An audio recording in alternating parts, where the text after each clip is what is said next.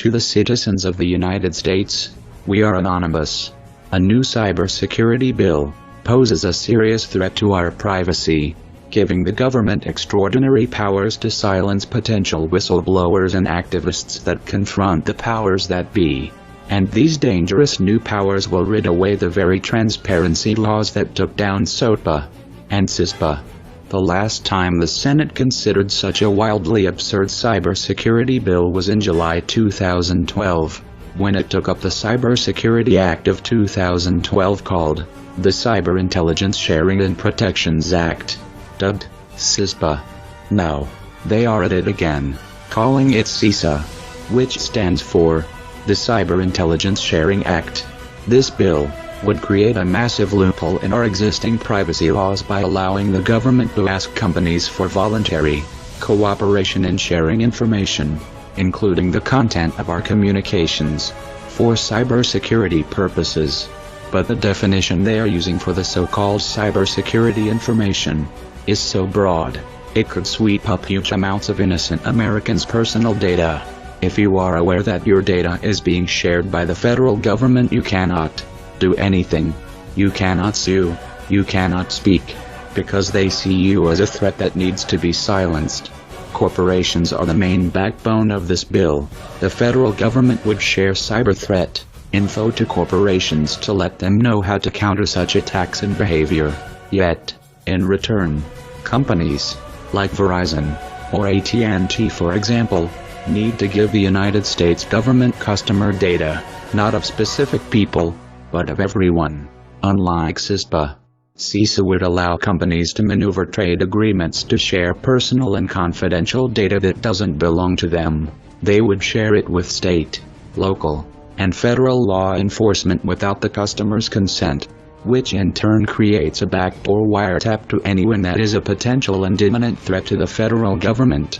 Everyone is a target. Companies hold the power to change this bill, not the people in D.C. Even if corporations place themselves within misconduct, legal sanctions will hold them. Such effect is problematic and unethical. The Fourth Amendment protects Americans' personal data and communications from undue government access and monitoring without suspicion of criminal activity. The point of a warrant is to guard that protection. Cisa would circumvent the warrant requirement by allowing the government to approach companies directly to collect personal information, including telephonic or internet communications, based on the new broadly drawn definition of cybersecurity information.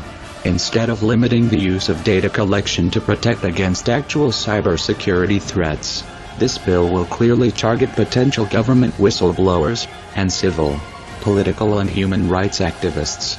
It's clear that the law is an attempt to give the government more power to crack down on whistleblowers or insider threats. In popular bureaucratic parlance, the Obama administration has brought more leak prosecutions against government whistleblowers and members of the press than all previous administrations combined.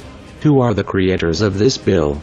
With no one's surprise, Senator Feinstein, former and current chairman of the Senate Intelligence Committee, and Senator Saxby Chambliss, are the ones deemed worthy to create such a horrible bill that would only step civil liberties backward, instead of forward.